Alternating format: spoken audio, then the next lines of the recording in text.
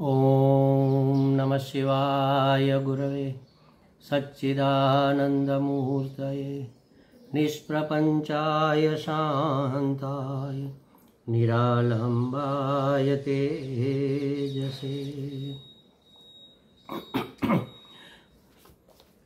विश्वं दर्पणदृश्यमाननगरी तुल्यं निजान्तर्गतं पश्यन्नात्मनि मायया बहिर्योद्भूतं यथा निद्रया यत्साक्षात् कुरुते प्रबोधसमये स्वात्मानमेवाद्वयं तस्मै श्रीगुरुमूर्तये नमः इदं श्रीदक्षिणामूर्तये। जन्माद्यस्य यतोऽन्वयादितरतश्चार्थेष्वभिघ्नस्वराट् तेने ब्रह्महृदाय आदिकवये मुह्यन्ति यत्सूरयः। तेजो वारिमृदां यथा विनिमयो यत्र त्रिसर्गो मृषा धाम्ना स्वेन सदा निरस्तकुहकं सत्यं परं धीमहि सच्चिदानन्दरूपाय विश्वोत्पत्त्यादिहेतवे तापत्रयविनाशाय श्रीकृष्णाय वयं नमः। श्रीकृष्णाय वासुदेवाय हरये परमात्मने प्रणतक्लेशनाशाय गोविन्दाय नमो नमः। गोविन्दाय नमो नमः। हरिओम प्रभु जी, आज के इस अध्यात्म परिषद में आपका स्वागत है। आज श्रीमद् भागवत जी का तीसरा स्कंद चल रहा है, उसमें 11वां अध्याय शुरू होने जा रहा है। अथैकादशोऽध्यायः। मैत्रेय उवाच चरम सद्विशेषाणाम् अनिको संयुतः सदा परमाणु सविज्ञेयः नृणामैक्यभ्रमो यतः। क्या कहते हैं कि पृथ्वी आदि कार्य वर्ग का जो अंतिम सूक्ष्म अंश है, पृथ्वी कार्य है।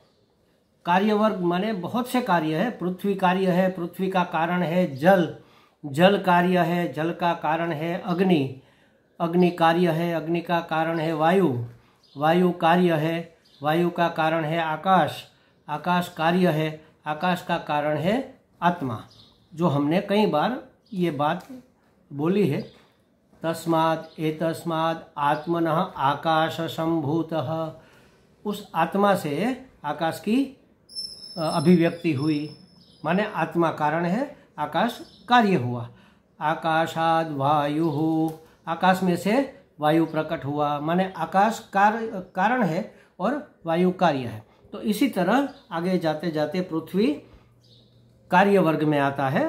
पृथ्वी कार्य है, उसका जो सूक्ष्म अंश है, अंतिम वर्ग माने सूक्ष्म अंश। पृथ्वी का एक कण ले लो, एक पहले तो एक ढेला ले लो पृथ्वी का, मिट्टी का, मिट्टी के ढेले में से एक कण निकालो, एक कण के टुकड़े करो और जितने सूक्ष्म टुकड़े हम कर सकते हैं वह छोटा सा जो अंश है जिसका अब विभाग नहीं हो सकता, इस दृष्टि से देखते हुए किसी साधन से जिसका हम विभाग नहीं कर सकते और जो अनेक कार्य रूप को प्राप्त नहीं हुआ है, माने वो उसमें से और भी कार्य, मतलब उसका कोई कार्य नहीं है, वह कारण है लेकिन अगर उसका कोई कारण नहीं है तो जिसका संयुक्त माने अन्य अणुओं के साथ, उसको अणु कहते हैं, अन्य अणुओं के साथ संयोग भी नहीं हुआ है उसे परमाणु कहते हैं। छोटा सा कण जिसको अणु कहेंगे, अणु को तोड़ेंगे तो परमाणु निकलेगा। 3 परमाणु है, इलेक्ट्रॉन, प्रोटॉन, न्यूट्रॉन, विज्ञान की भाषा में। तो ये 3 परमाणु पृथ्वी कार्य रूप पृथ्वी का अंतिम अंश है, जिसका कोई कार्य नहीं है। परमाणु अंतिम कार्य है। तो इन अनेक परमाणुओं के परस्पर मिलने से ही मनुष्य को ऐक्य भ्रमवश उनके समुदाय रूप अवयवी की प्रतीति होती है। ऐसे 3 परमाणु इकट्ठे हो गए, एक अणु हुआ, कई अणु इकट्ठे हो गए, एक कण हुआ, कई कण इकट्ठे हो गए, एक ढेला बना, कई ढेले इकट्ठे हो गए, पृथ्वी का एक बड़ा सा ढेर बना। और इतनी सारी पृथ्वी के ढेर मिलकर ये सारी पृथ्वी बनी हुई है। तो पृथ्वी का जो सूक्ष्म से सूक्ष्म अंश है उसको परमाणु कहते हैं। परमाणु का कोई सूक्ष्म अंश नहीं है, माने उसको भी वैज्ञानिकों ने तोड़ा, परमाणु को भी। तो परमाणु से में से जो निकला वह सिर्फ ऊर्जा थी। ऊर्जा माने चैतन्य। तो कहाँ से शुरू हुआ था? आत्मा से, आत्म चैतन्य से, अनंत चैतन्य से। चैतन्य से शुरू होकर अंत में जब जाओगे तो चैतन्य में ही मिलोगे। 2 छोर है, एक सब कुछ है, एक ना कुछ है। अणु, अणु से परमाणु, परमाणु से ना कुछ हो जाओ, मतलब उसको भी मिटा दो, परमाणु को भी, तो उसमें से जो बचेगा वह ऊर्जा होगी। ऊर्जा के रूप में वैज्ञानिकों ने खोजा है कि अंतिम जो कार्य वर्ग है वह, उसको कार्य वर्ग भी नहीं कह सकते, लेकिन अंतिम स्थिति ऊर्जा की है। तो ना कुछ हो जाना माने ऊर्जा के रूप में परिणत होना, सब कुछ हो जाना माने आत्मा के रूप में अभिव्यक्त हो जाना। या तो ना कुछ हो जाओ या सब कुछ हो जाओ, वहाँ पर हम अपने आप को मिल सकते हैं। तो कहा कि ये अवयवी की प्रतीति होती है। अनेक अवयव मिलकर एक बनता है, उसको अवयवी कहते हैं। जैसे हम दिखते हैं आपको, आप हमें दिखते हैं एक पुरुष एक स्त्री के रूप में, लेकिन कितने अवयव हमारे अंदर हैं? हाथ है, पाँव है, आँख है, कान है, नाक है, 5 इंद्रिया, ज्ञानेन्द्रिया, 5 कर्मेंद्रिया, ये त्वचा, 7 धातु, 3 गुण, सत्व रजस तमस, और अनेक नाड़ियाँ, 1008 या 72 नाड़ी कह लो मुख्य रूप से, या तो 3 कह लो, इड़ा, पिंगला और सुषुम्ना, ये 3 नाड़ियाँ, और हृदय में खून, ये सब पूरा मिलकर एक जूथ बनता है, जिसको हम उपयोग में, व्यवहार सत्ता में देखते हैं। इसको अवयवी कहते हैं। तो ऐसे कई कार्यावस्था के कई अणु समुदाय रूप में एकत्रित होते हैं, तब उसको अवयव कहा जाता है। माने कार्यावस्था और समुदाय अवस्था, समुदाय माने समूह, समुदाय अवस्था तब भी है, तब भी जो है के रूप में मालूम पड़ता है, माने ऊर्जा कह लो या परमाणु कह लो, जिनके आखिरी टुकड़े का टुकड़ा नहीं हो सकता, उसे परमाणु कहते हैं। यतः जिनके परस्पर मिलने से व्यवहार करते समय मनुष्य को उसके समुदाय का एक अवयवी ऐक्य का भ्रम होता है। हमें एक ही लगता है ना, कण, पृथ्वी का कण या रेती का कण हम हाथ में लेंगे तो हमें तो एक ही लगेगा कि एक कण है ये। तो ऐक्य भ्रम होता है। वास्तव में उस एक में अनेक छिपे हुए हैं। अनेक माने एक नहीं, एक से ज्यादा माने 3 छिपे हुए हैं परमाणु। वास्तव में वे अनेक हैं और असंयुक्त होते हैं, मिले हुए नहीं होते, सिर्फ जुड़े हुए होते हैं। एक दूसरे के अंदर घुल मिल जाना उसको मिला हुआ कहेंगे, और संयुक्त का मतलब है जुड़े हुए। उनकी एकता भ्रम रूप ही होती है, वास्तव में यह एक नहीं है। तो आगे कहते हैं कि यह परमाणु जिसका सूक्ष्मतम अंश है, उस अपने सामान्य स्वरूप में स्थित पृथ्वी आदि कार्य वर्ग की एकता का, समग्र रूपता का नाम परम महान है। जैसे आत्मा, आत्मा परम महान है। इस समय उसमें न तो प्रलय आदि अवस्था भेद है, इसकी न तो स्फूर्ति है, न नवीन या प्राचीन इत्यादि काल भेद का भान है, और न घटपट आदि वस्तुओं की कोई कल्पना होती है। जब आत्मा मात्र आत्मा होता है तब ऐसे पदार्थ मात्र के एकीकरण के कारण यह अमुक पदार्थ है ऐसी विलक्षण न होने से अविशेष कहा जाता है। ये अविशेष है, उसमें कोई विशेषता नहीं है। अविशेष कह लो, निर्विशेष कह लो। आत्मा निर्विशेष है, निराकार है, निरंतर है, जिसका कोई आकार नहीं है, जिसमें कोई विशेषता नहीं है, जिसमें कोई अंतर नहीं, सतत वो है ही अनंत। निरंतर माने अनंत है। तो अब उसका काल खंड कैसे तय किया जाता है इसकी बात करते हैं। देखो, सूर्य जितने काल में एक परमाणु प्रदेश को पार करता है, परमाणु हमने देखा, अणु का तीसरा भाग, तीसरा टुकड़ा जो इलेक्ट्रॉन, प्रोटॉन और न्यूट्रॉन के रूप में है, किसी एक टुकड़े ने जितनी जगह रोकी है, इलेक्ट्रॉन ने जितनी जगह रोकी है या न्यूट्रॉन ने जितनी जगह रोकी, मतलब अणु का तीसरा भाग जितनी जगह रोकता है उसको कहते हैं परमाणु प्रदेश। प्रदेश माने जगह, परमाणु प्रदेश। अब इस परमाणु प्रदेश को पार करने में सूर्य को जितना समय लगता है उतना समय परमाणु काल कहाता है, उतना काल परमाणु काल कहाता है। तो जितने काल में वह 12 राशि रूप समग्र भुवन मंडल को पार करता है पूरा, उसको संवत्सर काल कहते हैं। संवत्सर माने वर्ष। उसी की आवृत्ति से युग, मनवंतर आदि, द्विपरार्ध इत्यादि बनते हैं। तो सूक्ष्म से सूक्ष्म काल कितना है? परमाणु देश को पार करते हुए जितना समय लगता है उसको परमाणु काल कहते हैं। और पूरा वर्ष समग्र 12 राशियों में ये सूर्य घूमकर फिर अपनी जगह पर जब आता है तब उसको कहते हैं संवत्सर, माने ये वर्ष हुआ। अब इससे भी सूक्ष्म काल की गणना हमें समझाते हैं। ये देखो, ये हमारे सनातन वैदिक धर्म के सिवा ऐसी चीज आपको कहीं नहीं मिलेगी। 2 परमाणु मिलकर एक अणु, 3 अणु मिलकर एक त्रस रेणु। त्रस रेणु माने जरोखे से जब सूर्य की किरण आती है उस किरण में हम देखते हैं तो छोटे छोटे कण उड़ते हुए हमें नजर आते हैं। ये जो उड़ते हुए कण नजर आते हैं ना, उसको पकड़ नहीं सकते, उसको पकड़ने जाओ वो इधर उधर भाग जाएंगे, मतलब हवा का जरा भी धक्का लगेगा वो उड़ जाएंगे। तो हमारा हाथ जाता है तो हवा उधर खिसकती है तो वह उड़ जाते हैं। तो जरोखे में से जब सूर्य की किरण का प्रकाश आता है उसमें तैरता हुआ जो दिखता है वह है त्रस रणु। ऐसे त्रस रणु को पार करने में सूर्य को जितना समय लगता है उसको कहते हैं त्रुटि। अब ये त्रुटि, यहाँ से देखो ज्योतिष शास्त्र में ये सब शब्द आते हैं।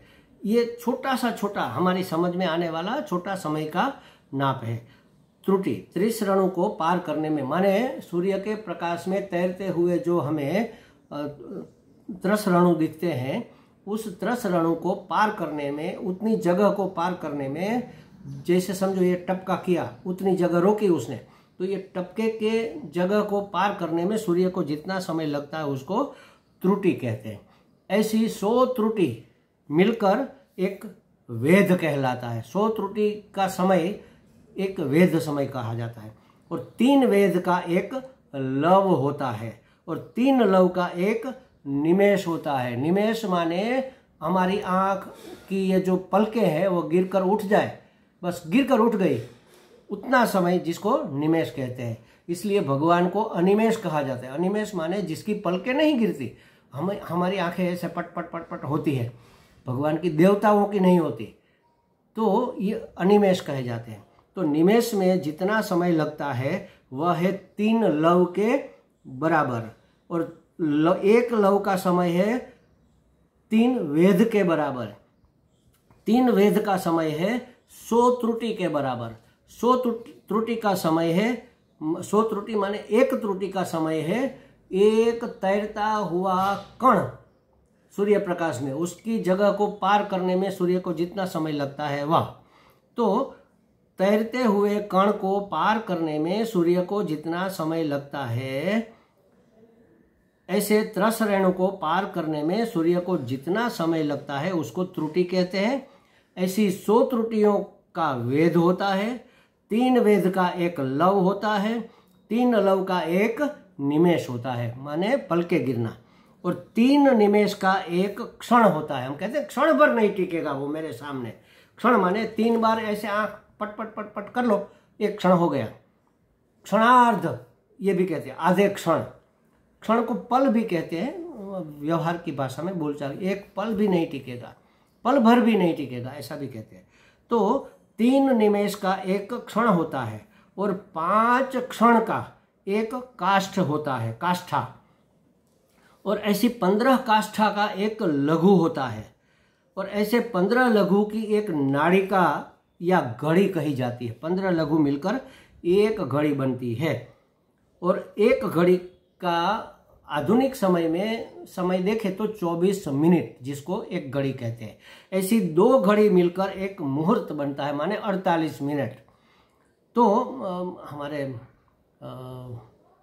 तुलसीदास जी ने कहा एक घड़ी माने 24 मिनट, एक घड़ी आधी घड़ी, एक घड़ी न कर सको कोई बात नहीं, आधी घड़ी करो माने 24 मिनट करो। 48 मिनट राम भजन भगवत भजन नहीं कर सकते तो आधी घड़ी करो। एक घड़ी आधी घड़ी, आधी घड़ी भी नहीं कर सकते, आधी में पुनि आध, 24 की भी आधी कर दो। एक घड़ी सॉरी मुहूर्त 48 होता है, घड़ी 24 मिनट की। एक घड़ी माने 24 मिनट, एक घड़ी नहीं कर सकते। आधी घड़ी माने 12 मिनट, आधी घड़ी नहीं कर सकते। आधी में पुनि आध माने 6 मिनट। एक घड़ी आधी में पुनि आध, संगत सदगुरु की कटे कोटि अपराध। सदगुरु की संगत अगर मिल जाए, सत्संग मिल जाए, करोड़ों अपराध, करोड़ों पाप हमारे कट जाते हैं। तो ये होता है घड़ी। घड़ी को नाड़िका भी ज्योतिष शास्त्र की भाषा में कहते हैं। 15 लघु की एक घड़ी और 2 घड़ी का एक मुहूर्त, माने 48 मिनट का एक मुहूर्त होता है। दिन के घटने बढ़ने के अनुसार दिन और रात्रि की दोनों की संधियों के 2 मुहूर्त को छोड़कर 6 घटी का एक प्रहर होता है। एक घड़ी माने 24 मिनट, 24 मिनट को 6 गुना कर दो तो एक प्रहर माना जाएगा। ऐसे 4 प्रहर का दिन और 4 प्रहर की रात होती है। एक प्रहर को यम भी कहते हैं, सॉरी याम भी कहते हैं। हमने सुना होगा कहीं पर, 8 याम आनंद है, माने 8 प्रहर आनंद है। 4 प्रहर दिन के, 4 प्रहर रात के, माने अखंड आनंद है। किसी महात्मा को हम पूछेंगे महाराज जी कैसी है आपकी हालत, आपकी स्थिति कैसे है, वो कहेंगे 8 याम आनंद है, 8 प्रहर आनंद है। याम माने एक प्रहर, जो मनुष्य के दिन का या रात का चौथा भाग होता है। दिन का चौथा भाग एक प्रहर या याम कह लो। 4 याम का एक दिन होता है, 4 याम की एक रात्रि होती है। और अहोरात्र माने एक दिन रात। 4-4 प्रहर के मनुष्य के दिन और रात होते हैं। और ऐसे 15 दिन रात का एक पक्ष होता है, जिसको हम पखवाड़ा कहते हैं। एक पक्ष होता है जिसको हम 2 भाग में बांटते हैं, शुक्ल पक्ष और कृष्ण पक्ष। जब चंद्र सूर्यास्त के समय ही उदय हो जाता है, ऐसे 15 दिन तक को, पूर्णिमा तक को हम शुक्ल पक्ष कहते हैं। पूर्णिमा के बाद चंद्र का क्षय होता जाता है, धीरे धीरे अमावस्या आ जाती है, उसको कहते हैं कृष्ण पक्ष। तो 2 पक्ष होते हैं, कृष्ण पक्ष और शुक्ल पक्ष। ये दोनों पक्षों को मिलाकर एक मासा होता है। मासा कह लो, मास कह लो, महीना कह लो, जो पितरों का एक दिन रात है। हमारा एक महीना माने शुक्ल पक्ष और कृष्ण पक्ष, वो हो गया पितरों का एक दिवस। हमारा शुक्ल पक्ष पितरों का दिन, हमारा कृष्ण पक्ष पितरों की रात। 2 मास की एक ऋतु होती है, 2 महीना मिलकर एक ऋतु, तो मतलब कि 12 महीनों में 6 ऋतु हो गई। और 6 मास का एक अयन होता है, 6 महीने साथ में मिल जाए तो अयन कहेंगे। सूर्य जब दक्षिण की ओर खिसकता है तो दक्षिणायन, और उत्तर की ओर खिसकता है तो उत्तरायण। माने दक्षिणायन और उत्तरायण भेद से 2 प्रकार के 2 अयन है। और 2 अयन मिलकर देवताओं का एक दिन रात होता है। दक्षिण की ओर खिसकता है सूर्य, दक्षिणायन होता है, तब देवताओं की रात होती है। उत्तर की ओर जब सूर्य खिसकता है तब देवताओं का दिन माना जाता है। माने 6 महीना देवताओं का दिन और 6 महीना देवताओं की रात होती है। वह मनुष्य का 1 वर्ष हुआ। देवताओं की एक दिन रात, मनुष्य का 1 वर्ष। हमारा 1 वर्ष, देवताओं की 1 दिन रात। हमारा 1 महीना, पितरों का 1 दिन रात। तो इस तरह से हमारा 1 वर्ष, देवताओं की 1 दिन रात होती है। ऐसे 100 वर्ष की मनुष्य की पूर्ण आयु मानी गई है। मनुष्य की पूरी की पूरी आयु कितने समय की है? 100 वर्ष की। अरे महाराज 100 वर्ष तो आजकल कोई जीता ही नहीं, ज़्यादा से ज़्यादा 80-90 बस हो गई। महाराज हमें आयु तो 100 वर्ष की ही मिली है, लेकिन वर्ष के हिसाब से हमें आयु नहीं मिली, सांस के हिसाब से आयु मिली है।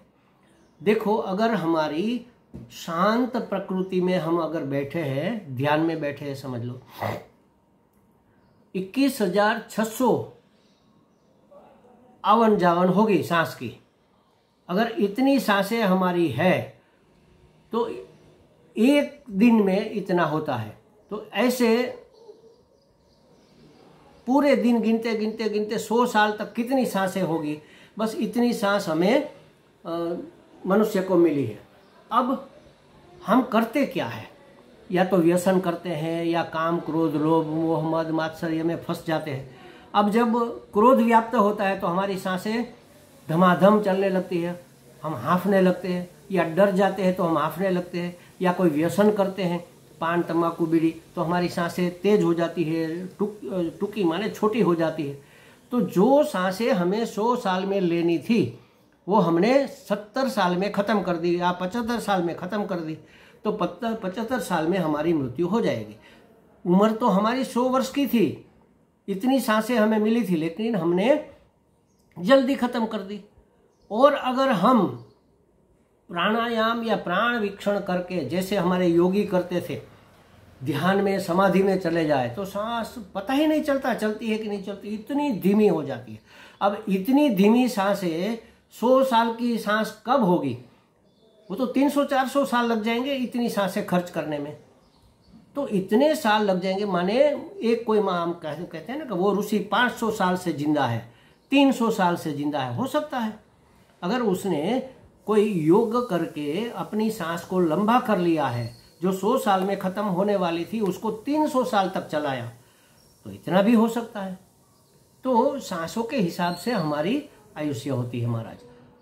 जो इसका सदुपयोग करता है, कर कसर से इसका उपयोग करता है, उसकी आयु लंबी हो जाती है। और जो इसका दुरुपयोग करता है और इसको जल्दी जल्दी खर्च कर देता है तो उसकी आयु छोटी हो जाती है, टूकी हो जाती है।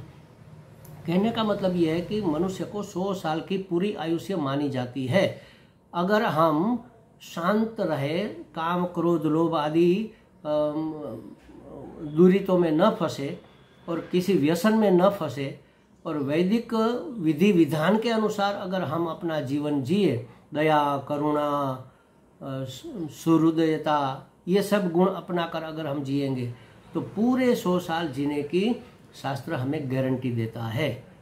तो महाराज देखना चाहिए कि हम कैसा जीवन जीते। इसलिए शास्त्र में कहा कि आप दैवी संपत्ति का अर्जन करो और आसुरी संपत्ति को त्यागो, ताकि आपको पूरा का पूरा जीवन जीने का लाभ मिले। क्या करेंगे लाभ लेकर? अपनी आत्मा का कल्याण करने का समय मिलेगा। 75 साल के बाद तो मनुष्य के शरीर में इतनी सक्षमता नहीं रहती कि वह विषय भोग कर सके, व्यवहार सत्ता के लिए वो ज़्यादा काम का नहीं रहता। और अभी बाकी बची है 1/4 आयु 25 साल।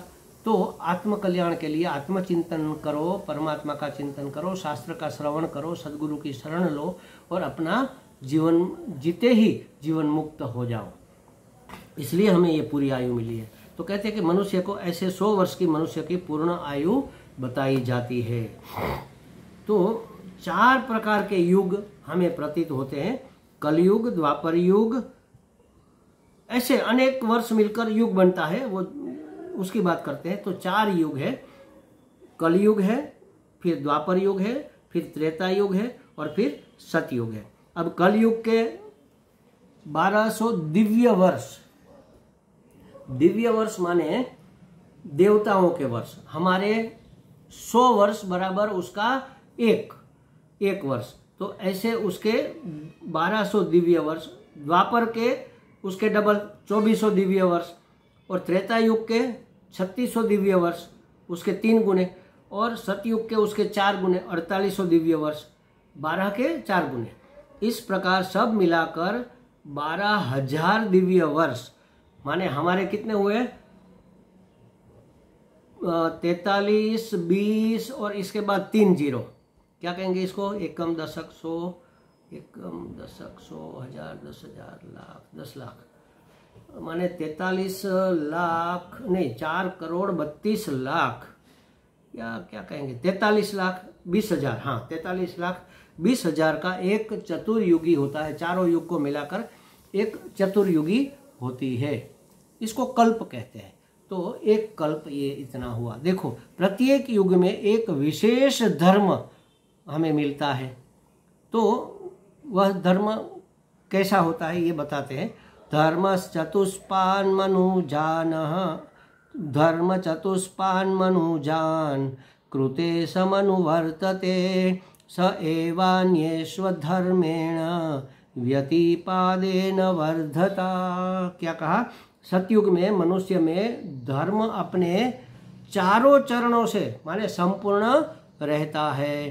फिर अन्य युग में अधर्म की वृद्धि होने से धर्म का एक एक चरण क्षीण होता जाता है, नष्ट होता जाता है। कौन से 4 चरण है धर्म के?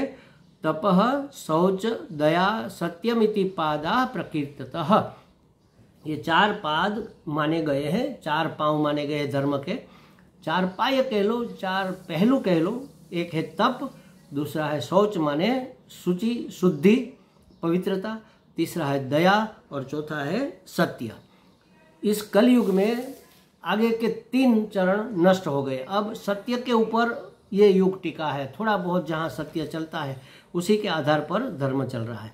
तो कहते हैं कि कृते यध्यायतो विष्णु त्रेतायाम यजतो मखैहि द्वापरे परिचर्यायाम कलौ तद हरि कीर्तनात्। बहुत सुंदर बात कही है। देखो सतयुग में भगवान विष्णु के ध्यान से जो प्राप्ति होती है, सतत भगवान विष्णु का ध्यान करो सतयुग में। त्रेता युग में यज्ञ करने से जो प्राप्ति होती है, अनेक यज्ञ करो, अश्वमेध यज्ञ, ये वाला यज्ञ, वो वाला यज्ञ, बहुत यज्ञ होते थे उस जमाने में। त्रेता युग में यज्ञ से जो प्राप्ति होती है, और द्वापर में अर्चन पूजन करने से, पूजा पाठ अर्चना करने से जो प्राप्ति होती है, वही प्राप्ति कल युग में मात्र श्री हरि कीर्तन से हो जाती है।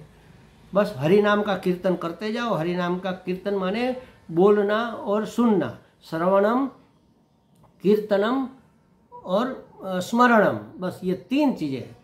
या तो हरि का चरित्र सुनो, या तो उसका कथन करो, उसका कीर्तन करो, और कोई नहीं है तो फिर उसका स्मरण करो।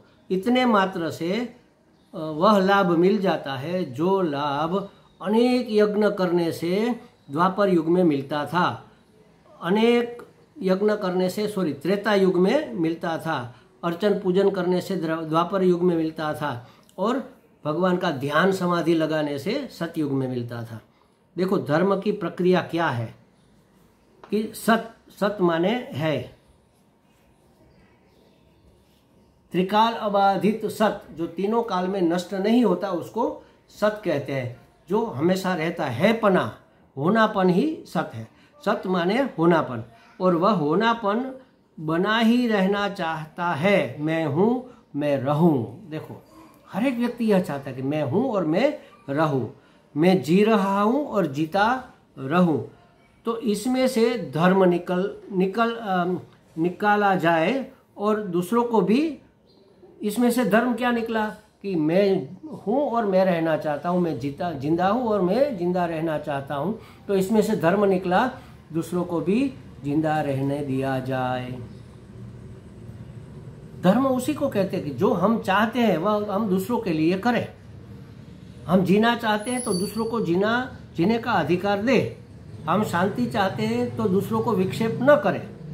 हम ईमानदारी चाहते हैं तो दूसरों के साथ ईमानदारी का बर्ताव करें। बस इसी का नाम धर्म है। तो उसमें से धर्म यह निकला कि जियो और दूसरे को जीने दो, जियो और जीने दो, यह धर्म निकला। क्योंकि मैं हूँ और मैं रहना चाहता हूँ, मैं जी रहा हूँ और जिंदा रहना चाहता हूँ। अपने जीवन के लिए अन्न चाहिए, औषध चाहिए, वस्त्र चाहिए, स्थान चाहिए, तो इसमें से धर्म निकला। दूसरों को भी अन्न, औषध, वस्त्र, स्थान देना, ये धर्म हो गया। जो हमें चाहिए, जो हम चाहते हैं, वही हम दूसरे के लिए करें या दूसरों को दे, बस उसी का नाम धर्म है। तो हमें भोजन के लिए अन्न चाहिए तो दूसरों को भोजन कराना, भूखों को भोजन कराना, यह धर्म हो गया। हम बीमार हैं तो हमें सारवार के लिए औषधि चाहिए तो दूसरों की शुश्रूषा करना, हॉस्पिटल अस्पताल बनवाना या दवाखाना खोलना, ये धर्म हो गया। और हमें भी वस्त्र चाहिए, तो जो गरीब है, जो वस्त्र नहीं अर्जित कर सकते, उसको वस्त्र दान करना, ये धर्म हो गया। हमें स्थान चाहिए रहने के लिए, तो दूसरों के लिए धर्मशाला बनाए रहने के लिए, या तो आजकल जो गवर्नमेंट क्वार्टर बनाती है ना, सरकारी बड़ा प्रधान योजना के अनुसार, तो ये सब धर्म है। तो दूसरों को अन्न, औषध, वस्त्र, स्थान देना धर्म हो गया। जीवन जीने के लिए जो जो पदार्थ सहायक है हमारे जीवन जीने के लिए, उन सब का दान करना, यही हुआ धर्म। आत्मा चित्त स्वरूप है, मैं जानता हूं और जानता रहूं, तो इसमें से क्या धर्म निकला? पहले सत्य स्वरूप था, तो ये आगे हमने जो बात कही वो धर्म निकला। अब आत्मा चित्त स्वरूप है, ज्ञान स्वरूप है, तो क्या धर्म निकला? कि मैं जानता हूं और जानता रहूं, तो दूसरों को भी हम जाने और जानते रहे, और दूसरों को भी जानने का अधिकार दे, माने उसके ज्ञान में वृद्धि हो जाए, इस तरह से हम उसकी मदद करें। उनको विद्या प्राप्त कराना, सत्संग की सुविधा जुटाना, वांचनालय, पुस्तकालय उपलब्ध कराना, सब प्रकार की शिक्षा प्रदान करना, ये धर्म हो गया। इसलिए पाठशाला बनवाना धर्म है, पुस्तकालय बनवाना धर्म है, वांचनालय बनवाना धर्म है, सत्संग हॉल बनाना या सत्संग की सुविधा जुटाना, यह धर्म है। किसी महात्मा को बुलाकर सत्संग का कार्य करवाना, शिविर लगवाना, यह धर्म है। भागवत कथा शिविर, राम पारायण शिविर, नवान पारायण शिविर, ये सब ज्ञान यज्ञ, ये सब धर्म है। क्योंकि हम जानते हैं और जानते रहना चाहते हैं, तो दूसरों को भी ज्ञान अर्जित करने में सहायता करना धर्म हो गया। हम अपने आप को प्यार करते हैं, देखो सत हुआ, चित्त हुआ, अब आनंद। आत्मा का 3 स्वरूप लक्षण है, सत्य, चित्त, आनंद। तो सत हो गया, चित्त हो गया, अब है आनंद। आनंद माने प्रियता। हम अपने आप को प्यार करते हैं और दूसरों के प्यारे बने रहना चाहते हैं। हम अपने आप को तो प्यार करते हैं, लेकिन दूसरे भी हमें प्यार करें, दूसरे के भी हम प्यारे बने रहे, ऐसा हम चाहते हैं। तो दूसरों को भी प्रेम मिलना चाहिए, तो हमें दूसरों को भी प्रेम प्रदान करना चाहिए, आदर सम्मान मिलना चाहिए सबको। हमें भी आदर सम्मान चाहिए, तो सबको प्रेम माने सुख जो उत्पन्न करे। कोई हमें आदर देता है तो हमें खुशी होती है, हमें हमारा कोई सम्मान करता है तो हमें खुशी होती है। तो हमें चाहिए कि दूसरों की खुशी का भी हम ख्याल रखें, उसका भी आदर करें, उसका भी सम्मान करें, उसका अपमान न हो, उसका निरादर न हो। इसके लिए हमें केयरफुल रहना चाहिए। सबको मनोरंजन चाहिए, मनोरंजन से भी खुशी होती है। कंफर्ट चाहिए, सुविधा चाहिए, इससे भी खुशी होती है। तो ये कंफर्ट उपलब्ध कराना, सुविधा उपलब्ध कराना धर्म है। और जैसे हमें अपनी प्रधानता माने स्वतंत्रता, अपने आप को हम मुख्य बनाना चाहते हैं, स्वतंत्र रहना चाहते हैं, हम किसी के अधीन रहना नहीं चाहते, तो दूसरों को भी हम अपने अधीन न करें, उसको भी पराधीन न करें, परतंत्र न बनाए। परतंत्र बनाना बहुत बड़ा अधर्म है, और स्वतंत्रता प्राप्त करना, प्राप्त कराना, ये बहुत बड़ा धर्म है। इसलिए तो हमारे जो राजनेता पहले के हुए, स्वतंत्रता के संग्राम में जिन्होंने अपना समर्पण किया, उनके लिए हमें आज भी इतना आदर सम्मान है, क्योंकि उन्होंने हमें स्वतंत्रता प्रदान की, कंफर्ट प्रदान किया। तो स्वतंत्रता बनी रहे, यह धर्म है। धर्म सच्चिदानंद परमात्मा से ही निकला है। तो सत्य से निकला, टिके रहना, बने रहना, मैं हूँ और मैं रहूँ, मैं जी रहा हूँ और मैं जिंदा रहूँ। चित्त से निकला, मैं जानता हूँ और मैं जानता रहूँ। और आनंद से निकला, मैं अपने आप को प्रिय हूँ और मैं दूसरों का भी प्रिय बना रहूँ। तो जो हम चाहते हैं, ये सब हम चाहते हैं, जो हम चाहते हैं वह दूसरों को भी प्रदान करना, इसी का नाम धर्म है। देखो, इससे अच्छी धर्म की और कोई व्याख्या हो नहीं सकती महाराज। अगर ये आप कर रहे हैं तो आप सबसे बड़ा धर्म कर रहे हैं। अब आप इससे ज़्यादा आपको कुछ करने की जरूरत नहीं, आप धार्मिक हो। तो इस प्रकार से धर्म निभाया जाता है, ये है वास्तविक धर्म। बाकी तो हम वैष्णव है, हम शैव है, हम गाणपत्य है, हम सौर है, हम स्वामीनारायण है, हम जो भी है, ये सब तो संप्रदाय है महाराज। धर्म तो यही है बस। उस संप्रदाय में इस बातों को कैसे निभाना, उसका अलग तरीका होता है। बात तो यही होती है, लेकिन इस बातों को कैसे इस बातों का निवाह किया जाए, उसका अपना अपना तरीका सबने निकाला, उसी का नाम संप्रदाय हो गया। हमारा संप्रदाय जिस तरीके से इस बात को निकालता है वह हमारा संप्रदाय। वास्तव में धर्म तो सनातन है, एक ही है, बस यही सनातन धर्म है। सच्चिदानंद परमात्मा से जो निकलता है वही सनातन धर्म कहा जाता है। तो महाराज ये हुई धर्म की और समय की सब बातें, आगे की बातें आगे करेंगे। ओम पूर्णमदः पूर्णमिदं पूर्णात् पूर्णमुदच्यते पूर्णस्य पूर्णमादाय पूर्णमेवावशिष्यते। ओम शांति शांति शांति। हरि ओम। श्री गुरुभ्यो नमः। हरि ओम।